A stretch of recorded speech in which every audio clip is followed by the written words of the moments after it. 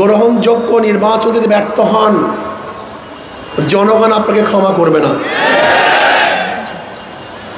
আপনি বারবার বলেছেন ফেব্রুয়ারির প্রথম দিকে নির্বাচন হবে। আমরা এইটাই চাই, ফেব্রুয়ারির প্রথম দিকে নির্বাচন হোক, এর ব্যত্যয় যেন না ঘটে। কোনো দলকে কেন্দ্র করে, কোনো ব্যক্তিকে কেন্দ্র করে নির্বাচন পিছানোর কোনো ষড়যন্ত্র বাংলাদেশের জনগণ গ্রহণ করবে না। আমরা দেখছি বর্তমান নির্বাচনকে পিছানো ষড়যন্ত্র চলছে, বিভিন্ন রিপোর্টও আসছে।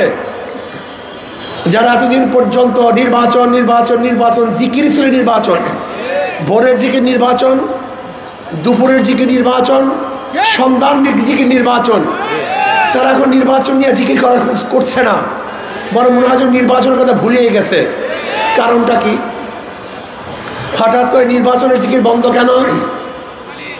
মাঠ পর্যায়ে জরিপ করে দেখছে পায়ের নিচে মাটি খালি হয়ে গেছে। বাংলাদেশের জনগণ কোনো চাঁদাবাজকে আর ভোট দিবে না, কোনো সন্ত্রাসীকে বাংলাদেশের মানুষ ভোট দিতে চায় না।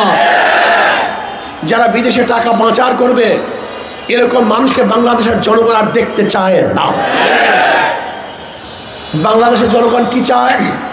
আপুষে একই সাথে বসবাস করতে চায়, ব্যবসা করবে, চাঁদা মুক্ত এক পরিবেশ তারা চায়।